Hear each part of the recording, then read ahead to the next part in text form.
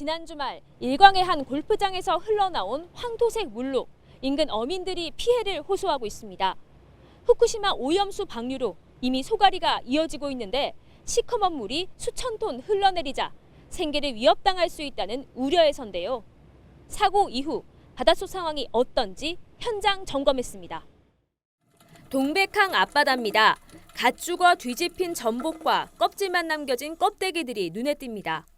동백항 안쪽은 한 치 앞을 볼 수 없어 영상 촬영이 불가능한 상황. 항구 밖으로 나와도 뿌옇게 흐린 물로 시야 확보가 쉽지 않습니다.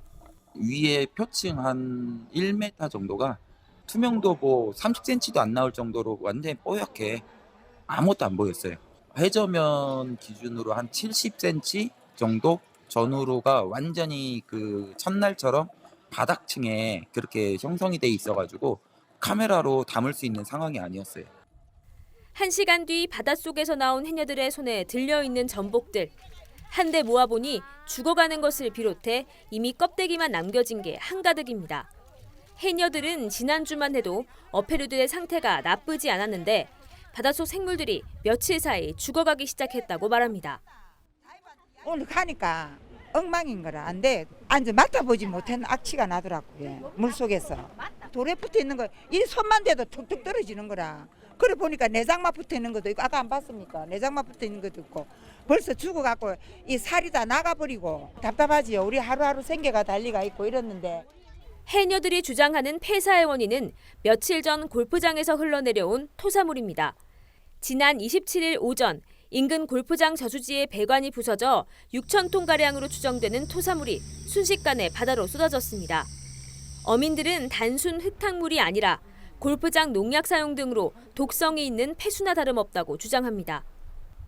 골프장이 건설되고 지난 20년 동안 저수지의 물이 비만 오면 바다로 방류되는 것을 알면서도 눈 감아줬는데 직접 목격한 이상 가만히 있을 수 없다고 말합니다.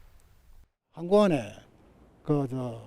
해삼 양식장도 있고 바로 옆에 전문 양식장이 있는데 해마다 이 물이 오염돼가지고 얼마나 많이 폐사가 됐겠습니까? 양이 그래 많이 안 나옵니다.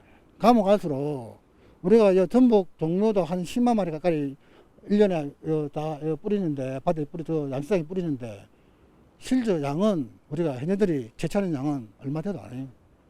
현장을 찾아 폐사한 어패류를 직접 본 골프장 관계자는 주민들의 주장에 따라 수질 검사를 진행 중이라 밝혔습니다. 대규모 토사물 유출도 반복되지 않도록 조치하겠다는 계획입니다. 안에 관이 좀 오래되다 보니까 파손돼서 그게 이제 옆으로 틀어가지고 안에 있던 이제 쭉 자연 흙인데 그게 이제 저희가 오늘 내일 비도 있고 태풍도 지금 11월 초반에 올라온다니까 그거 좀 피해서 그러니까 완전히 이제 그렇게 안 생기게 공사를 하려고. 기장군도 사고 이후 저수지에서 시료를 채취해 보건환경연구원에 농약 검출 검사를 의뢰했습니다.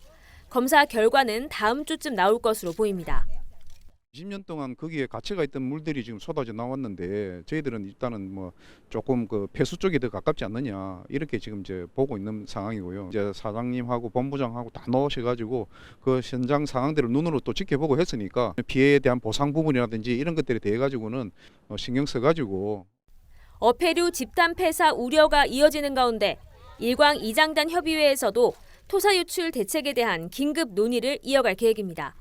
헬로티비 뉴스 장보영입니다.